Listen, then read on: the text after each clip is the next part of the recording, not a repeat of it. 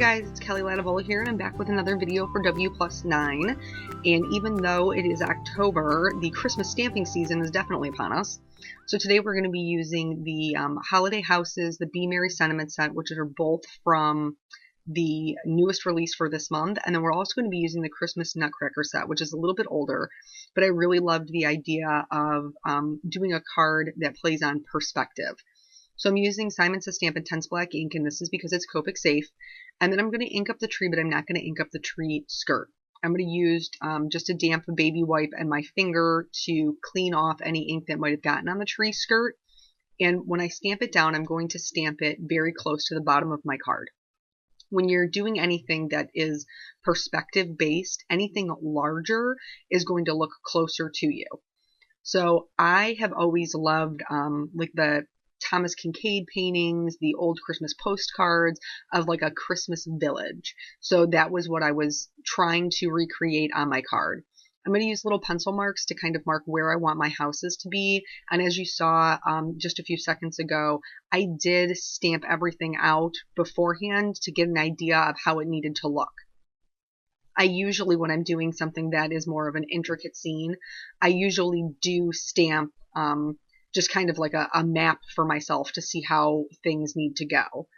I'm going to stamp down my houses, and because it's a one-layer card, I'm stamping and masking as I go. There are some houses that will not be on top of each other, and then there's some that will be just a little bit, not anything too drastic, but I definitely wanted to stamp or mask the tree just in case. So I have masks for everything that I created, and this is because I wanted to do distress inking in the background. I've been doing a lot of night scenes lately, and I didn't want it to be completely night because I didn't want to have to do super dark shading on those beautiful little houses. So I'm doing more of like a snowy twilight kind of scene here. So this is Shaded Lilac. This is one of my favorite colors to use for snow. It's like a soft periwinkle color. And I'm putting that mostly to the top, but then down through the bottom as well. This is going to be my base color. I used a full stick Post-it note and just kind of rounded one of the edges to use as a hill.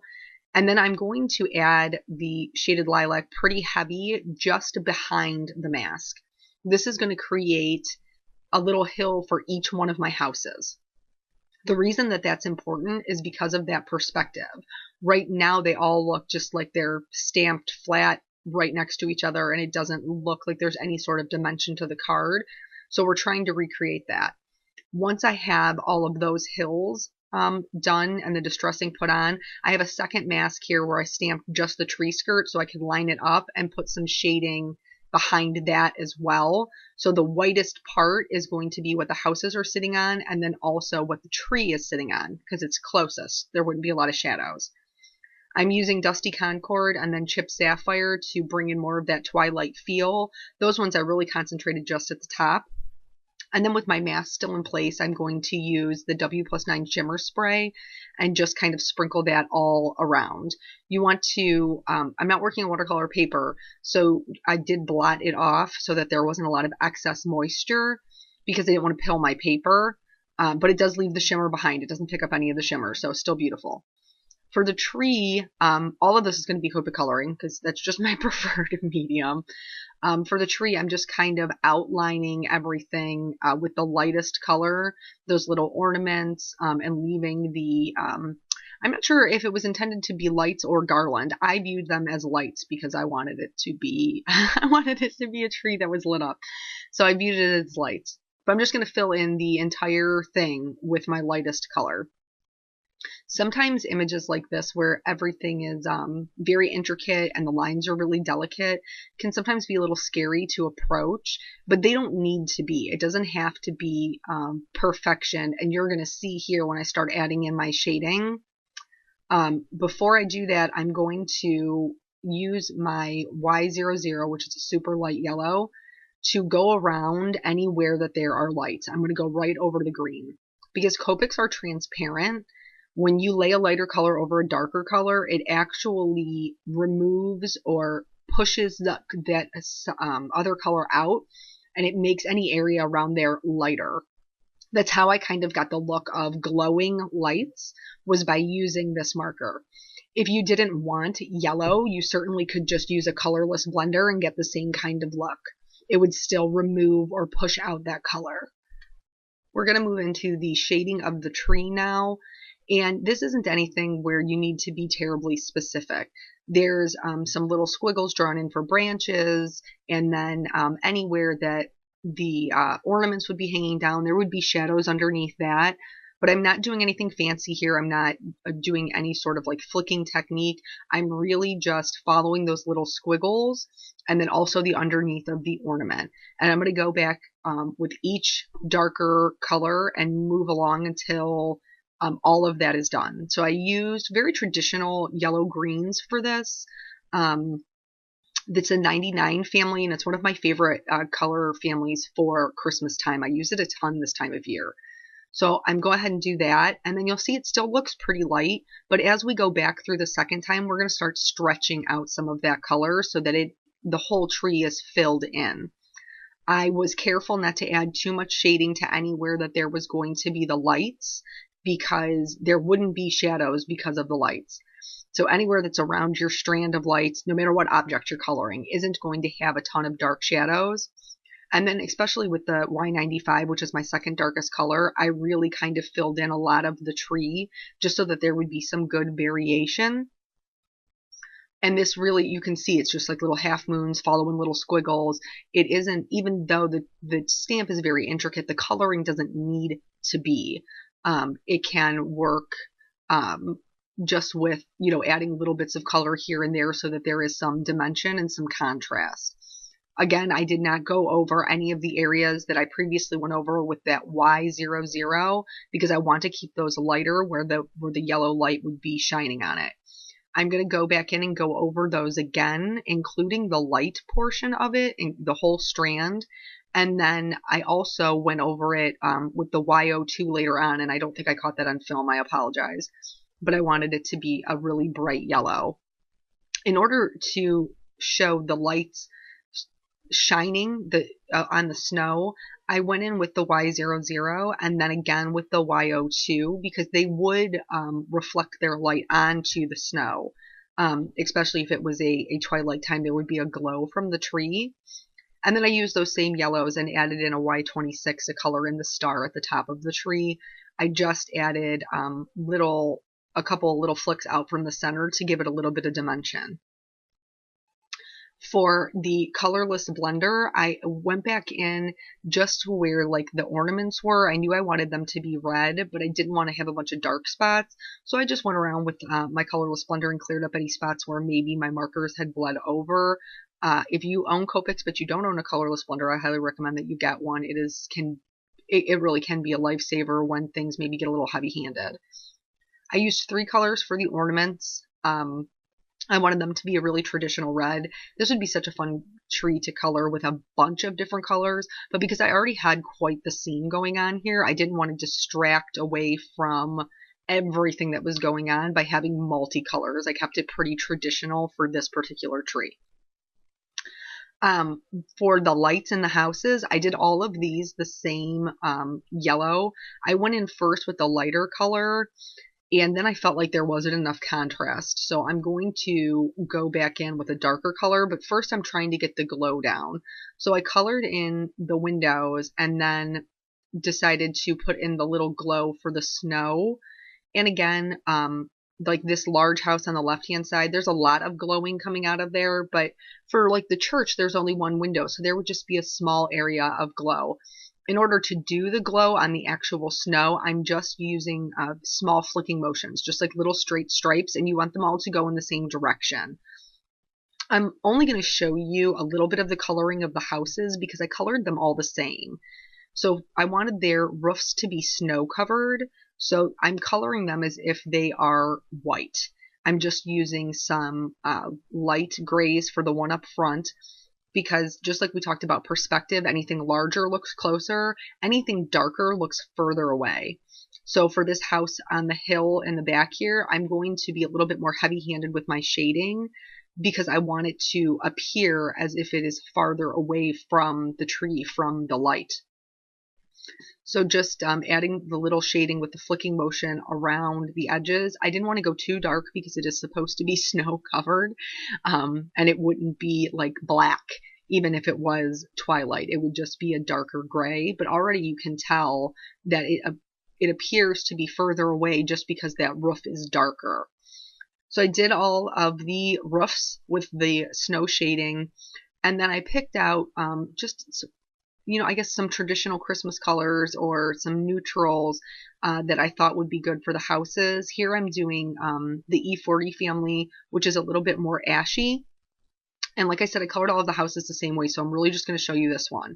There's going to be shading underneath the roof because it would hang over the house. And then there's going to be shading underneath one of those windows because they would like cast a shadow below them. I also added shading to the sides of the houses because that would be further away from the light as it would settle back toward the back of the house, and around the stairs because the house would be behind the stairs. They would be protruding out from the house. So once I was happy with the shading, I just went back through, to blend everything together. And I don't think I showed it, but I did color the wreaths just green and red, traditional green and red, and I only used one color for that. For the stairs, I'm adding just a little bit of shading with those same C markers. C is just a cooler gray is just my preference. And then I also have a BB02 that I'm kind of using to shade the stairs as well. I did a red door. I could not do the red door. And in order to give it that little bit of dimension, I am adding a slightly darker shadow to one side, like where the hinge would be, so that the house would, or the door would appear to be set back into the house. I'm using these more brightly colored yellows because after I got the first house colored, I didn't feel like that pale yellow was enough. So I'm using just a line of the darkest one on the bottom and then taking the second brightest color, mixing that with the lightest color just up to about the middle. And I colored them all exactly the same. For the two houses that have lights on them, I went in with the colorless blender to kind of move those colors away. And I'm just drawing little circles over each one of the lights. So that way the light would be projected in all areas that the light bulb touched. So it would come out from it in a circular sense. So that's why I'm doing the circles. And then I'm going back over that with the Y00 to give it that yellow cast. Again, these are another one where you could alternate your lighter or lighter versions of whatever colors you wanted your lights to be, and it would look pretty. I just didn't want mine to be that busy.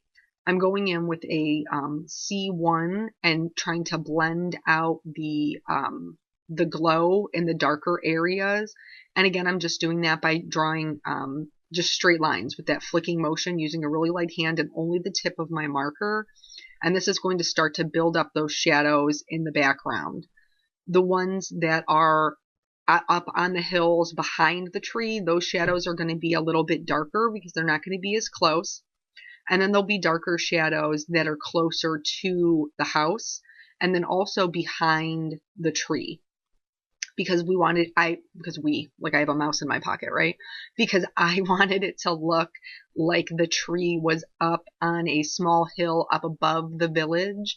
The shading is going to be behind the tree so that the brightness of the hill stands out. And it's kind of going to be the same thing with the rest of the hills below. You can see on this particular house, I shaded it behind the hill to the left. Because everything's kind of in close quarters, it's a little more difficult to see those hills, but I think they're still important to put in there because that's how you're going to tell that they're not just floating in air, that they're grounded on something. And then working back through those, C markers to blend everything together before bringing in the blue violets, which play really nicely with that shaded lilac. I just really like that look for winter. You certainly wouldn't have to you certainly wouldn't have to use that for snow. You could use a more traditional blue, or you could use just grays. I just feel like it adds something a little bit more with the that little bit of purple, just a little bit of purple. But I'm doing the same thing. I'm going over the areas I shaded with gray, as well as the glow portion of it that's on the snow, just to make everything blend in together really nicely. I went with a little bit of a darker blue violet, and this is, again, the perspective. By making things darker, it makes them look like they're more in the background. So I'm using that blue violet, and I'm going over everything that I colored. I'm not, for this color, which is a 000, a BB 000, I'm going over all of the houses in this to give it that twilight look. Because I used red, I have to be very careful that I don't mix my colors. I'm going to go one step darker for the houses. This house, I'm going to do the whole thing in the background, and it's really, you're going to see it like falls to the back, looks darker, falls to the back. For the church, I'm only going to go about halfway up because I feel like it would be tall enough that it wouldn't be in complete shadows at the top. Then you saw me do just a little bit over the red, and that's because I didn't feel like the BB00 was dark enough to cover up the red and give it the look I wanted. I'm going to be using white acrylic paint along with just a spritz of the shimmer spray from W+9. I'm going to mix it together, and then I'm going to flick it over the entire card.